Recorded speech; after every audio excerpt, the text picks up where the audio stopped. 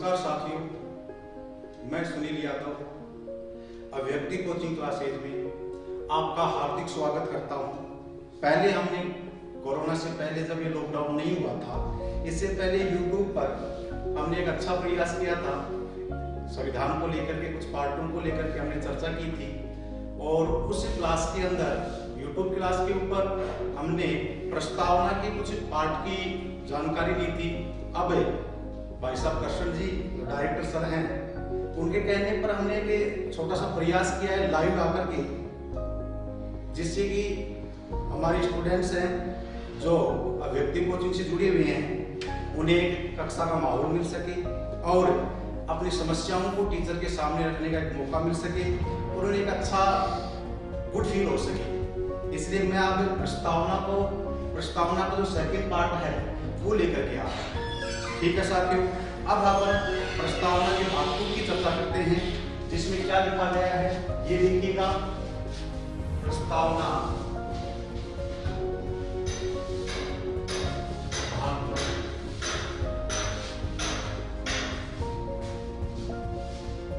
द्रव्य संतुलित होकर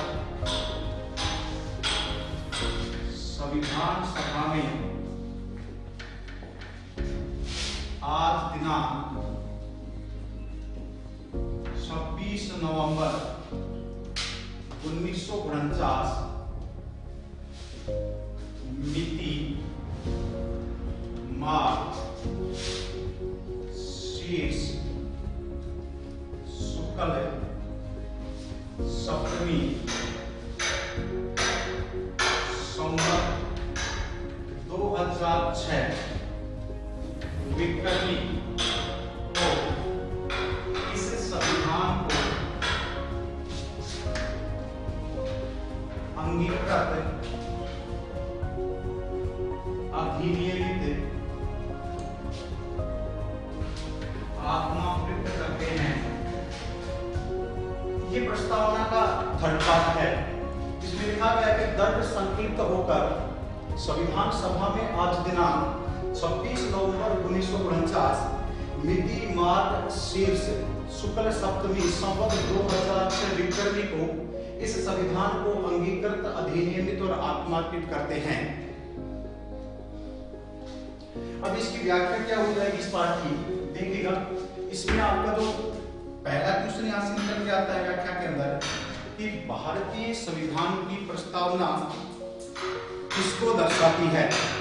तो भारतीय संविधान की जो प्रस्तावना है वो संविधान को अंगीकृत करने को दर्शाती है। संविधान को अंगीकृत करने को दर्शाती है। दूसरी इसकी व्याख्या हो जाएगी कि हमारा संविधान कब अंगीकृत किया गया। तो देखिएगा दोस्तों, हमारा संविधान जो अंगीकृत किया गया था वो किया गया था 26 नवंबर 1949। तीसरा पॉइंट ये आता है, एक एग्जाम में मैंने क्वेश्चन देखा था कि हमारा संविधान कब अंगीकृत हुआ, और उसमें मित्रों 26 नवंबर 1949 डेट थी ही नहीं। इसलिए यहाँ पे मामला है कि हमारा संविधान कब अंगीकृत हुआ, और उसमें 26 नवंबर 1949 दिनांक नहीं थी, और वहां पे ये 26 नवंबर 1949 की देसी महीने की डेट थी, मिति मार्च शीर्ष शुक्ल सप्तमी संवत 2006 विक्रमी, ये डेट दी गई थी। और जो क्वेश्चन था वो ये था कि हमारा संविधान कब अंगीकृत हुआ, ए शुक्ल सप्तमी को, बी शुक्ल अष्टमी को, सी शुक्ल नवमी को, डी शुक्ल दशमी को। तो हमारा संविधान उसे क्वेश्चन में ये आंसर था कि हमारा संविधान अंगीकृत किया गया था शुक्ल सप्तमी को। ये था प्रस्तावना का भाग 2 के अंदर कुछ पार्ट की व्याख्या। अब अपन प्रस्तावना को लेकर के सुप्रीम कोर्ट के द्वारा इसके ऊपर क्या डिसीजन दिए गए हैं, क्या निर्णय दिए गए हैं, अब हम उनके बारे में देखेंगे।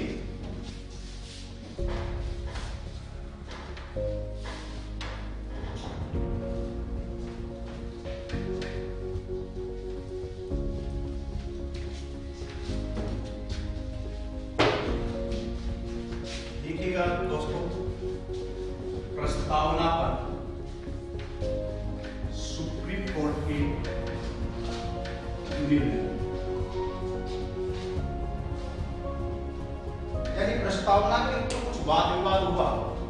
प्रस्तावना संविधान का भाग है या नहीं है। और इसके ऊपर सुप्रीम कोर्ट ने अपने निर्णय क्या दिए थे, तो अपना जो मुद्दा है वो मुद्दा ये है कि प्रस्तावना संविधान का भाग है या नहीं। तो पहली बार सुप्रीम कोर्ट में प्रस्तावना को चैलेंज दिया गया बेरुबारीवाद 1960 के अंदर। और इस वाद में प्रस्तावना को पहली बार सुप्रीम कोर्ट में चुनौती दिया गया और कहा गया कि प्रस्तावना संविधान का भाग है या नहीं है। तो सुप्रीम कोर्ट ने इस वाद में कहा था, पहला पॉइंट, कि प्रस्तावना संविधान का भाग नहीं है। लेकिन इसके साथ साथ सुप्रीम कोर्ट ने अपना एक निर्णय दूसरा और दिया कि प्रस्तावना संविधान का भाग तो नहीं है, लेकिन यह संविधान निर्माताओं के विचारों को जानने की कुंजी है। देखिएगा, जो पहला चैलेंज दिया गया प्रस्तावना को बेरुबारीवाद के अंदर सुप्रीम कोर्ट के अंदर, तो सुप्रीम कोर्ट ने पहला पॉइंट ये कहा कि प्रस्तावना संविधान का भाग नहीं है, लेकिन इसके साथ साथ दूसरा पॉइंट ये और कहा गया कि यह संविधान निर्माताओं के विचारों को जानने की क्या है, कुंजी है। इसके बाद में दूसरी बार प्रस्तावना को चैलेंज किया गया गोलकनाथवाद में। और गोलकनाथवाद जो आया वो आया 1967 के अंदर। और फिर सुप्रीम कोर्ट में प्रस्तावना को चैलेंज दिया गया कि प्रस्तावना संविधान का भाग है या नहीं है। तो इस वाद में सुप्रीम कोर्ट ने क्या कहा, इस वाद में सुप्रीम कोर्ट ने अपना पहला डिसीजन दिया कि प्रस्तावना संविधान का भाग नहीं है। नंबर 2, इस वाद में सुप्रीम कोर्ट ने डिसीजन और दिया कि प्रस्तावना संविधान का भाग तो नहीं है, लेकिन यह संविधान की आत्मा है, कोमा शाश्वत है, कोमा परिवर्तनीय है। कहने का मतलब 1960 के अंदर बेरुबारीवाद और 1967 में जो गोलकनाथवाद आया, उन दोनों वादों में एक चीज कॉमन मिलती है। इन दोनों वादों में सीधा सीधा सुप्रीम कोर्ट के द्वारा कहा गया कि प्रस्तावना संविधान का भाग नहीं है। लेकिन इन दोनों वादों का जो सेकंड डिसीजन है वो आप जरूर ध्यान रखिएगा कि बेरुबारीवाद में तो सुप्रीम कोर्ट ने कहा कि संविधान निर्माताओं के विचारों को जानने की कुंजी है, जबकि गोलकनाथवाद आया जब 1967 में, उसमें बड़ा शानदार डिसीजन दिया सुप्रीम कोर्ट ने कि प्रस्तावना संविधान का भाग तो नहीं है, लेकिन यह संविधान की आत्मा है, शाश्वत है और परिवर्तनीय है। इसके बाद में प्रस्तावना पर तीसरा वाद फिर आया और एक वाद आया केशवानंद भारतीवाद। केशवानंद भारतीवाद 1973। इस वाद में सुप्रीम कोर्ट अपने पहले वाले दोनों निर्णयों से बदल गया दोस्तों। जहां बेरुबारीवाद में और गोलकनाथवाद में बैक टू बैक कहा कि प्रस्तावना संविधान का भाग नहीं है, लेकिन केशवानंद भारतीवाद जो आया 1973 में, वहां सुप्रीम कोर्ट अपने पहले वाले निर्णय से बदल करके कह रहा है कि प्रस्तावना संविधान का भाग है। वेरी वेरी इंपॉर्टेंट चीज, यहां से सीधा ही क्वेश्चन निकल सकता है कि सुप्रीम कोर्ट ने अपने किस वाद में पहली बार ये कहा था कि प्रस्तावना संविधान का भाग है, तो ये कहा था केशवानंद भारतीवाद 1973। दूसरा, इसके अंदर दूसरा डिसीजन और दिया कि प्रस्तावना संविधान का भाग है, और इसी वाद में संविधान के मूल ढांचे का सिद्धांत दिया गया, basic structure of the constitution. संविधान के मूल ढांचे का सिद्धांत भी केशवानंद भारतीवाद में दिया गया। देखिएगा, यहां से सीधा सीधा क्वेश्चन ये आता है कि संविधान के मूल ढांचे का सिद्धांत किस वाद में दिया गया, तो संविधान के मूल ढांचे का जो सिद्धांत था वो दिया गया केशवानंद भारतीवाद 1973 के अंदर। दोबारा सुनिएगा कि प्रस्तावना के जो वाद आया, पहला आया बेरुबारीवाद 1960। इस वाद में सुप्रीम कोर्ट ने कहा कि प्रस्तावना संविधान का भाग नहीं है, लेकिन यह संविधान के निर्माताओं के विचारों को जानने की क्या है, कुंजी है। दूसरा वाद आया गोलकनाथ वाद 1967, जिसमें सुप्रीम कोर्ट ने कहा कि प्रस्तावना संविधान का भाग नहीं है, लेकिन यह संविधान की आत्मा है, शाश्वत है, परिवर्तनीय है। तीसरा जो पॉइंट आया, तीसरा वाद आया अपना केशवानंद भारतीवाद 1973, और इस वाद में सुप्रीम कोर्ट ने क्या कहा कि प्रस्तावना संविधान का भाग है, और इसी वाद में सुप्रीम कोर्ट ने संविधान के मूल ढांचे का सिद्धांत दिया है। इसके बाद में नेक्स्ट प्रस्तावना के ऊपर डिबेट आता है, नेक्स्ट जो प्रस्तावना पे डिबेट आता है वो वाद है SR बोम्मई वाद।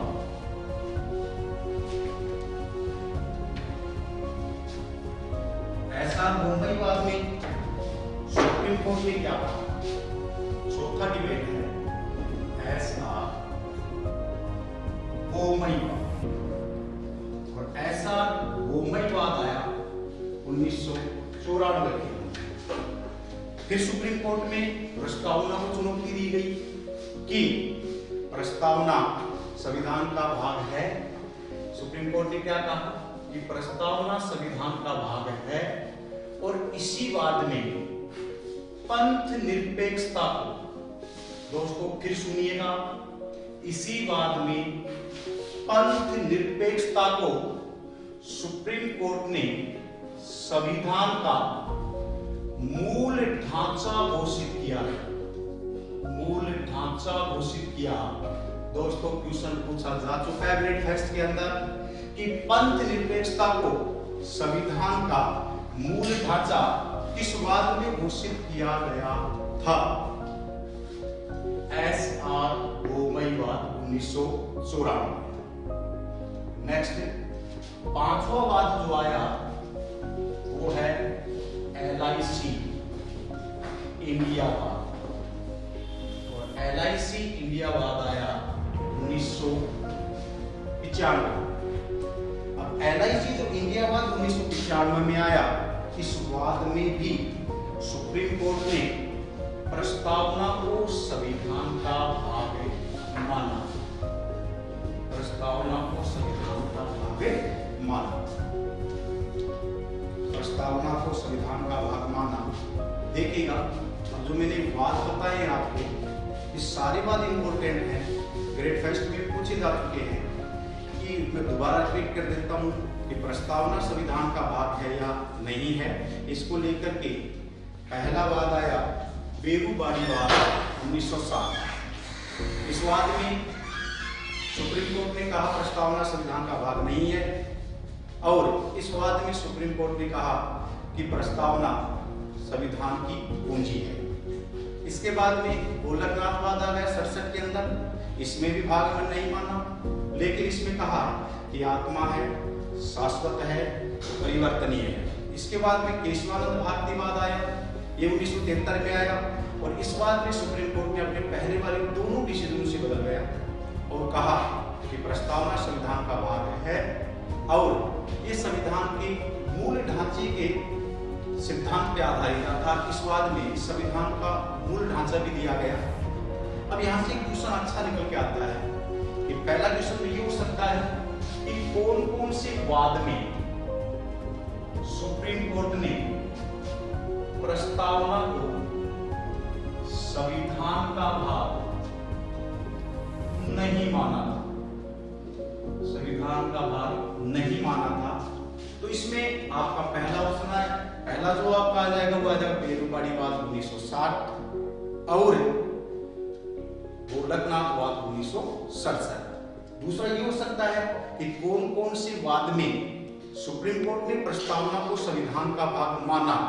तो इसमें पहला आ जाएगा आपका केशवानंद भारतीवाद 1973, SR बोम्मई वाद 1994, और इसके बाद में LIC इंडिया वाद 1995। इसके बाद में ये बात तो हो गई कि प्रस्तावना संविधान का भाग है या नहीं है।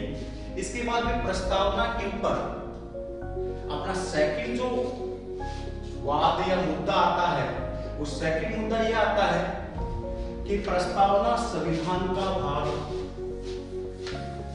प्रस्तावना में संशोधन किया जा सकता है।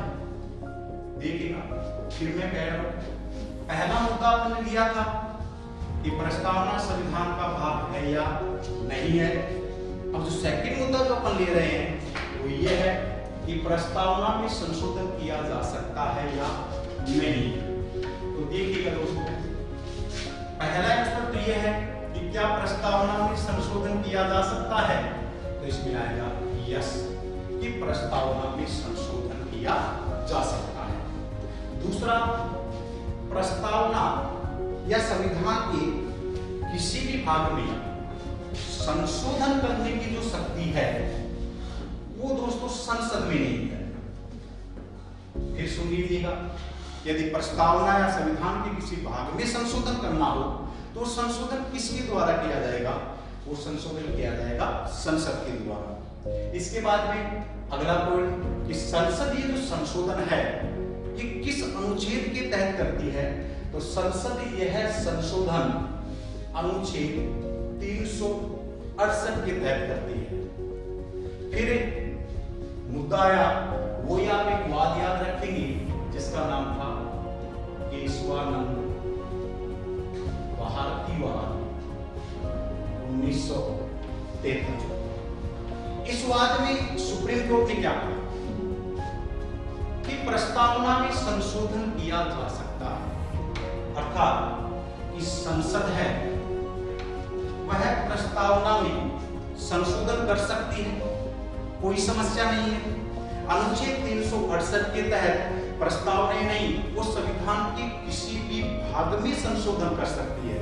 लेकिन मित्रों, मैंने पहले एक चीज बताई थी आपको केशवानंद भारती वाद में कि इस वाद में सुप्रीम कोर्ट ने संविधान के मूल ढांचे का सिद्धांत दिया था और कहा था कि संसद अनुच्छेद 368 के तहत प्रस्तावना में संशोधन कर सकती है, लेकिन इसके मूल ढांचे में वो संशोधन नहीं कर सकती।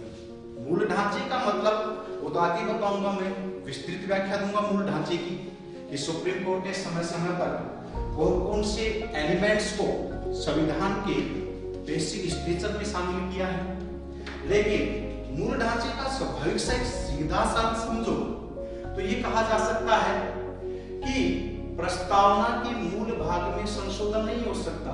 मूल भाग का मतलब क्या, प्रस्तावना में कुछ नया जोड़ सकते हो लेकिन हटा नहीं सकते। तब संसद ने 42वां संविधान संशोधन 1976 पारित किया।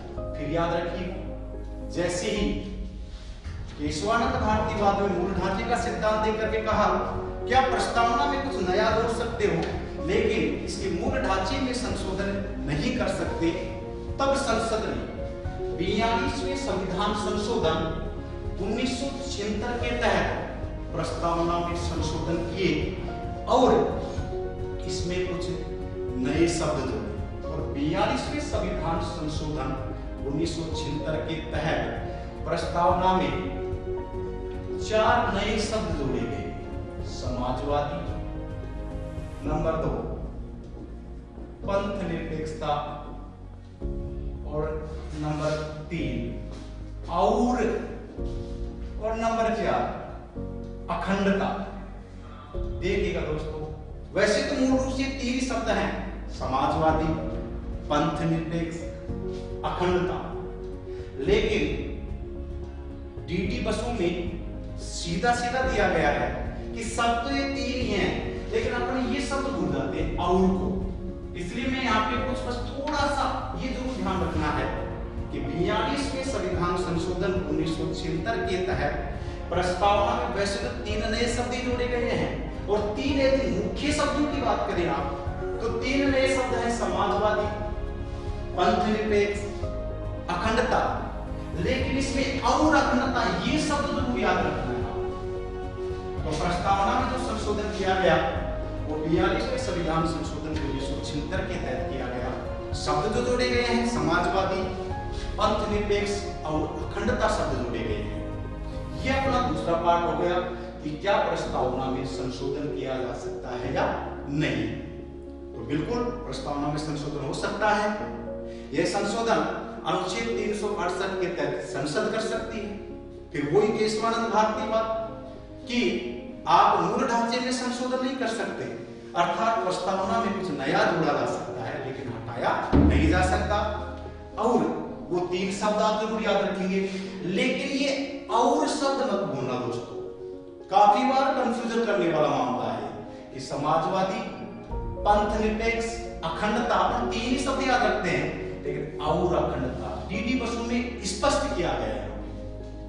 अगला पॉइंट प्रस्तावना को लेकर के जो अपन अंतिम पार्ट पे जा रहे हैं, इसके बाद आपका प्रस्तावना का टॉपिक समाप्त हो जाएगा कि प्रस्तावना के एलिमेंट्स क्या है, प्रस्तावना का सार क्या है, क्या क्या कहती है संविधान की प्रस्तावना। तो सुनिएगा दोस्तों कि भारतीय संविधान की प्रस्तावना के तत्व क्या है।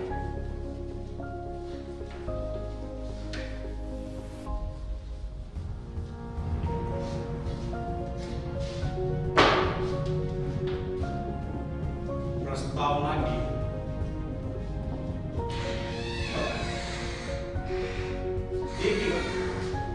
भारतीय संविधान की प्रस्तावना की 4 मुख्य रूप से यानी भारतीय संविधान की प्रस्तावना अपने सार रूप में क्या कहना चाहती है। देखिएगा, पहला, भारतीय संविधान की जो प्रस्तावना है वो संविधान की शक्ति कि भारतीय संविधान की शक्ति का स्रोत कौन है। तो सुनिएगा, भारतीय संविधान की शक्ति का स्रोत है भारतीय जनता।